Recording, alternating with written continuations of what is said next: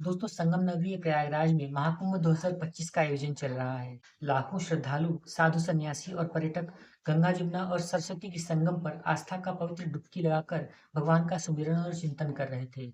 इसी बीच एक हरे कपड़े पहना हुआ एक लंबे चौड़े कद का व्यक्ति जो कि हरे कपड़े पहने हुए था, देखने में मुस्लिम प्रतीत हो रहा था। वो एक अखाड़े और एक कैंप के सामने आ जाता है और वहां पर अखाड़े के सामने आकर वो जोर जोर से चिल्लाने लगता है। उसकी आंखों में एक गहरी चमक, उदासी और चेहरे पर नाराजगी साफ-साफ ज़ाहिर हो रही थी। कौन था वो मौलवी जो कि इस तरीके से प्रयागराज के इस महासंगम पर्व पर आकर एक अखाड़े के बाहर आकर साधु संन्यासियों को गाली दे रहा था? और क्या था ये पूरा मामला? आपको आज की इस वीडियो में हम आपको बताने वाले हैं। तो इस वीडियो को अंत तक ज़रूर देखिएगा। ये वाक़ई बहुत ही दिल छू लेने वाली और एक सच्ची कहानी है, जो आपको भी मन को झकझोर कर रख देगी। तो चलते हैं इस वीडियो की तरफ। दोस्तों जब वो एक बड़े अखाड़े के पास पहुंचकर इस तरीके से चिल्लाने लगता है और जोर-जोर से साधु सन्यासियों को गाली देना शुरू करता है, तो उस सन्यासी अखाड़े से एक लोग जिनका नाम दयानंद सरस्वती था, वो एक सन्यासी थे, वो बाहर निकलते हैं और उस व्यक्ति को देखने लगते हैं। मौलवी की कद काठी का एक व्यक्ति, लंबा चौड़ा कद और इस तरीके से चेहरे पर नाराजगी लिए हुए वो व्यक्ति सभी लोगों को ये कह रहा था कि तुम लोग बहुत धोखेबाज हो, झूठ बोलते हो, धोखा देते हो, यहाँ पर पाखंड का एक संसार बसाया हुआ है। और इस तरीके से तमाम सारी बातें वो कई सारे लोगों को कह रहा था। सनातन धर्म का एक इतना बड़ा अपमान सुनकर उन साधु बाबा को बहुत गुस्सा आता है और स्वामी दयानंद उस व्यक्ति के पास जाते हैं, उससे कहते हैं कि तुम आखिर हो कौन और तुम्हारी पहचान क्या है? तुम इस तरीके से इस अखाड़े के बाहर आकर हम लोगों को गालियाँ क्यों दे रहे हो? जिसके जवाब में वो व्यक्ति, जिसका नाम मौलाना था, वो ये कहता है कि दरअसल मैं ये भूल चुका हूँ कि मैं हूँ कौन और मैं अब ये जानना भी नहीं चाहता हूँ कि मेरी पहचान है क्या? और इस सब के ज़िम्मेदार भी तुम लोग ही हो। हाँ, लेकिन मुझे इतना ज़रूर पता है कि तुम लोगों ने इस माया नगरी में, इस संगम नगरी में एक पाखंड का संसार बसाया हुआ है और तुम लोग लोगों को धोखा देते हो, धर्म के नाम पर अपनी रोटियाँ सेक रहे हो और तुम लोग बहुत बड़े पाखंडी हो, झूठे हो, मक्कार हो। फिर भी जब कुछ और सन्यासियों ने, कुछ और लोगों ने उस व्यक्ति से ऐसा पूछा, तो उस व्यक्ति ने अपनी पगड़ी उतार दी। जब उसने अपना हरा साफा उतारा, तो उस व्यक्ति के चेहरे पर, उस व्यक्ति के माथे पर चोट की खरोंच के निशान थे। जब इस तरीके से खरोंच और चोटों के निशान उस व्यक्ति के माथे पर दिखाई पड़ते हैं, तो लोग स्तब्ध रह जाते हैं। लोग सोचने लगते हैं कि ये आखिर व्यक्ति है कौन? कहीं ये कोई पागल तो नहीं, जिसके माथे पर चोट लग गई है और वो इस संगम नगरी में आकर हम ही साधु सन्यासियों को इस तरीके से अनर्गल बातें कह रहा है? कई तरीके की चर्चाएँ जो थीं, आस-पास के लोगों में आम होने लगीं और लोग एक-दूसरे से खुसर-फुसर करने लगे। इसके बाद उस व्यक्ति ने, जो कि अपने सर पर से पगड़ी हटा लेता है, वो गुस्से में उस साधु बाबा की तरफ देखते हुए कहता है कि दयानंद, तुम बहुत झूठे और मक्कार हो। मैं जानता हूँ कि तुमने बहुत सारे पाप किए हैं और आज मैं जो कुछ भी हूँ, मेरी जो भी हालत है, सिर्फ तुम्हारे कारण ही है। लेकिन स्वामी दयानंद, जो कि इस तरीके से अपने ऊपर सारे आरोपों को सुन रहे थे, वो डर के मारे पीछे हटने लगते हैं। वो ये सोचते हैं कि कहीं ये पागल व्यक्ति कुछ कर न दे। इसके बाद होता यूँ है कि वो व्यक्ति अपने पीछे की ज़िंदगी को दोहराने लगता है। वो ये बताता है कि जब मैं एक मासूम लड़का था, तब मुझे तुम्हारे अखाड़े ने और तुम लोगों ने मिलकर मेरे परिवार से ही अलग कर दिया। मैं अपनी ज़िंदगी जी रहा था, मेरा परिवार बहुत हँसी और खुशी से अपने वक़्त को गुज़ार रहा था। लेकिन तुमने मेरे परिवार को मुझसे अलग कर दिया और मैं एक छोटा-सा लड़का अपने बचपन में ही अपने घर से अनाथ हो गया और दूर-दूर रहने लगा। वो मौलवी बाबा से ये कहता है और उस भीड़ से ये कहता है कि मैं यहाँ पर इस जगह के माहौल को खराब करने या तुम लोगों के प्रति अविश्वास भड़काने के लिए नहीं आया हूँ, बल्कि मैं यहाँ पर एक गहरे राज़ को तुम सभी के सामने ज़ाहिर करने आया हूँ, जो आज से बहुत सालों पहले मेरे साथ घटा था और कैसे इन लोगों ने मेरे साथ एक अत्याचार किया था। जब इन लोगों ने, इस अखाड़े ने मुझे इस मेरे इस परिवार से दूर कर दिया, तो मैं अपने परिवार से अलग होकर बिलख रहा था, रो रहा था। इसी बीच एक नागा सन्यासी मेरे पास आते हैं और उन्होंने मुझसे ये कहा कि ठीक है बेटा, तुम भले ही परिवार से अपने अलग हो चुके हो तो क्या हुआ, लेकिन मैं तुम्हें अपने पास रखूँगा, अपने साथ रखूँगा। उन बाबा ने मुझे एक दूसरे परिवार में भेजा, जहाँ पर एक मुस्लिम फैमिली थी, उसने मुझे पाला-पोसा, बड़ा किया। उस मौलाना ने ये बताया कि आज से 25 साल पहले प्रयागराज के पास एक छोटा-सा गाँव था जिसे दिगंबरपुर कहा जाता है। इसी दिगंबर के पास मेरा एक परिवार रहा करता था। मेरे पिताजी एक साधारण से किसान थे और हमारा एक हँसी-खुशी का हँसता-बोलता परिवार था। तुम लोग उस गाँव में आए थे, एक अखाड़े के नाम पर चंदा माँगने के लिए आए थे। तुम लोगों ने कुछ धार्मिक अनुष्ठान वगैरह किए। इसके बाद होता यूँ है कि तुम लोगों ने जब अनुष्ठान किए तो इस पूरे गाँव को ही आग की भेंट चढ़ा दिया। जब इस तरीके से पूरा का पूरा गाँव ही जलने लगा और आग की भेंट चढ़ गया, तो मैं और मेरा परिवार इस आग में बुरी तरीके से ही चपेट में आ गया। मैं तो किसी प्रकार से बचकर उस आग से भाग गया, लेकिन मेरा परिवार इसी आग की चपेट में आ गया और उसके बाद मेरे परिवार की जान चली गई।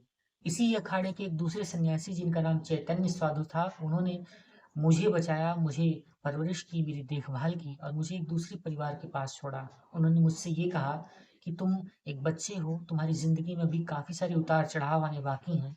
तुम दूसरे परिवार में रहकर अपनी ज़िंदगी गुज़र-बसर करो, आगे बढ़ो, बड़े हो और कुछ करके दिखाओ, कुछ बन के दिखाओ।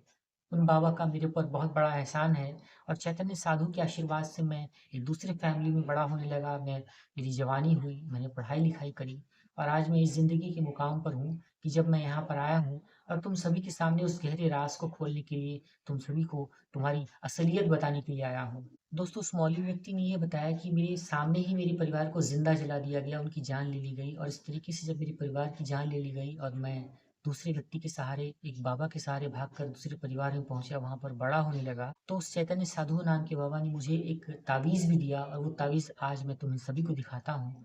जब उस तावीज़ को लोगों के सामने दिखाया गया तो सभी देखकर चौंक गए, क्योंकि सब जानते थे कि ये जो तावीज़ था, ये तावीज़ किसी और का नहीं बल्कि उन्हीं चैतन्य नागा साधु बाबा का था, जो कि बहुत सालों पहले ही गुज़र चुके थे और ये तावीज़ भी उन्हीं के साथ ही ख़त्म हो गया था। लेकिन अब इस मौलवी व्यक्ति के पास इस तरीके का चैतन्य बाबा का तावीज़ इस बात की साफ-साफ गवाही और सबूत दे रहा था कि दरअसल चैतन्य नागा साधु ने ही इस मौलवी व्यक्ति की जान बचाई, इसे उस मुस्लिम परिवार में छोड़ा, उसे पढ़ाया-लिखाया और ये तावीज़ जो उसके पास एक सबूत के तौर पर छोड़ दिया था। दोस्तों, गुस्से और नफ़रत से भरे हुए इस मौलवी व्यक्ति ने अपनी आँखों में आँसू और गहरी नाराज़गी भरते हुए कहा कि दरअसल ये पवित्र भूमि है, संगम नगरी है, यहाँ पर आस्था का, विश्व का बहुत ही बड़ा अनूठा संगम चल रहा है। लेकिन मैं इसी पवित्र धरती पर तुम सभी के कुकृत्यों का, तुम सभी के पापों का हिसाब करने आया हूँ। इस बात की गवाही मेरा ये तावीज़ है, मेरी इस बोलती हुई सच्ची आँखें हैं और आज भी वो जलता हुआ गाँव है और आज भी मेरे माता-पिता की वो जलती हुई चिताएँ हैं, जो मेरे सीने में जल रही हैं, धधक रही हैं। इस तरीके से जब वो व्यक्ति अपनी बातों को ज़ोर-ज़ोर से कहने लगता है और तमाम सारे सत्य और तमाम सारे तथ्य सभी के सामने रखने लगता है, तो सभी आस-पास की भीड़ और सभी सनातन धर्म के लोग, मानने वाले लोग, उस व्यक्ति की बातों का समर्थन करने लगते हैं। उस मौलवी व्यक्ति को समर्थन दे रहे होते हैं, उसको सांत्वना और उसको भावनात्मक सपोर्ट दे रहे होते हैं। और इधर कुछ लोग अभी भी ऐसे थे जो कि उस नागा सन्यासी की बात से सहमत थे और उस मौलवी व्यक्ति को झूठा और मक्कार बता रहे थे। इधर जब शोर बढ़ने लगता है तो वो नागा व्यक्ति ये कहते हैं, नागा साधु बाबा यही बोलते हैं कि चलो पवित्र भूमि है और तुम अखाड़े में चलकर अंदर कमरे में बैठकर आराम से बातचीत करो, इस तरीके से यहाँ के माहौल को मत करो और बिगाड़ो मत।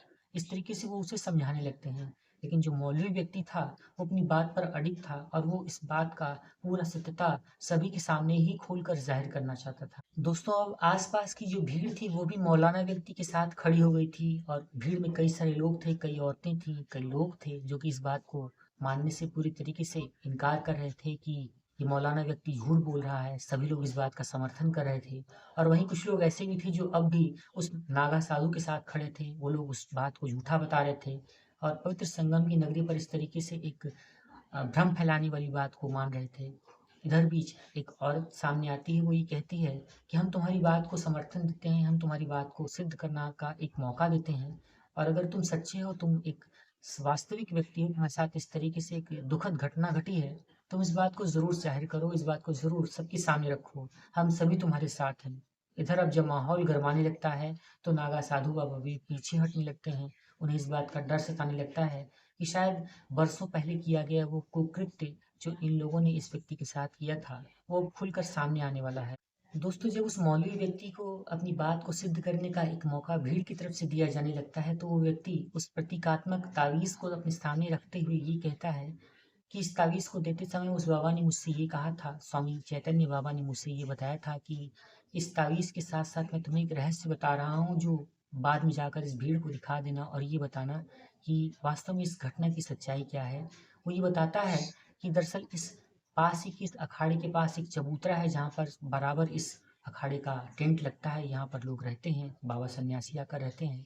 इसी अखाड़े के पास एक चबूतरा है, उस चबूतरे के नीचे एक बड़ा-सा बक्सा दबाया गया है और उस बक्से को खोला जाए। जब इस तरीके से बक्से को खोलने की बात आती है, तो बाबा चिल्लाने लगता है, वो ये कहता है कि तुम्हें क्या लगता है कि तुम्हारी बात पर ये भीड़ विश्वास कर लेगी और तुम इस तरीके से लोगों को बरगलाकर अपने मकसद में कामयाब हो जाओगे? इस तरीके का कोई भी चीज़ यहाँ पर नहीं होने वाला है। अपनी बात बंद करो और इस तरीके से तुम्हें भ्रम फैलाने का कोई भी अधिकार नहीं है।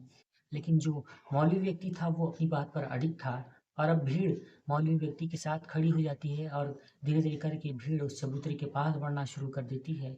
जब उस चबूतरे के पास खुदाई करी जाती है, तो उस खुदाई में एक वास्तव में लोहे का छोटा-सा बक्सा मिलता है और जब उस चबूतरे के अंदर उस बरामद किए गए उस बक्से के ताले को तोड़ा जाता है, तो उसमें ये पाया जाता है कि उस बक्से के अंदर एक पुरानी संदूक-सी किताब है और उस किताब में संस्कृत भाषा में कुछ शब्द लिखे हुए हैं। एक छोटी-सी किताब और एक छोटा-सा तावीज़ उस बक्से में भी रखा हुआ था।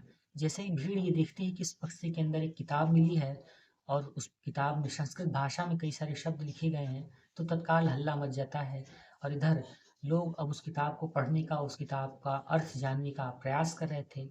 जब उस किताब को पढ़ा जाता है, उस किताब के अर्थ अनुवाद को निकाला जाता है, तो ये पता चलता है कि इस अखाड़ा परिषद के द्वारा कई सारे कुकृत्य किए गए थे और इस कुकृत्य में कई सारे बच्चों को, कई सारे लोगों को मारकर उनके रिकॉर्ड जो थे इसी संस्कृत भाषा में लिखकर इस डायरी में दफन किए गए थे। और ये बहुत सालों पहले की घटना थी जो कि इस तरीके से करने के बाद इसे एक चबूतरे में संदूक में भरकर उस चबूतरे के नीचे रखकर उसे गाड़ दिया गया था। इसके साथ ही साथ वो मौलाना व्यक्ति ये भी बताता है कि जब आज से 25-30 साल पहले जब इस तरीके से एक इन लोगों ने एक अखाड़ा परिषद ने एक जगह पर अनुष्ठान किया था और दिगंबरपुर में जब ये इस तरीके का अनुष्ठान किया गया, तो वहाँ पर इन लोगों ने काफ़ी सारे अनुष्ठानों के लिए काफ़ी सारे सामान मँगाए थे। उन सामानों की सूची भी इसी पुस्तक में लिखी हुई है, बाकायदा वो तारीख उसमें दर्ज की गई थी और उसमें इस अनुष्ठान को सफल बनाने के लिए काफ़ी सारे बुरे कार्य भी किए गए थे और उस सारे बुरे कार्यों का ज़िक्र जो था उसी डायरी के पन्नों में लिखा गया था और उन बुरे कार्यों में एक व्यक्ति की जान भी चली गई और वो व्यक्ति कोई और नहीं बल्कि मेरे पिता ही थे और उस व्यक्ति के साथ-साथ मेरा पूरा परिवार भी जो था उसी में तबाह हो गया, ख़त्म हो गया और उन सभी लोगों के नाम भी आज भी इसी डायरी में, इसी संस्कृत के शब्दों में लिखे हुए हैं, जिसे पढ़ने पर ये तस्दीक होती है कि वास्तव में ये व्यक्ति जो कह रहा है वो सच ही कह रहा है। इधर अखाड़ा वाले इस बात का विरोध करने लगते हैं। वो ये कहते हैं कि ये झूठ बोल रहा है, ये एक कोई बहरूपिया है। लेकिन कई सारे लोग जो थे अब उस मौलवी व्यक्ति की बात पर खड़े हो चुके थे, उसकी बात का समर्थन दे रहे थे और इस तरीके से वो लोग अब उस बाबा से ही सवाल पूछना शुरू कर देते हैं कि बाबा ये सच क्या है? इसके बारे में हमें पूरी जानकारी चाहिए। आप झूठ बोल रहे हैं, ये मौलवी व्यक्ति सच बोल रहा है। इस तरीके से कई सारी बातें अब सामने निकल कर आने लगी थी।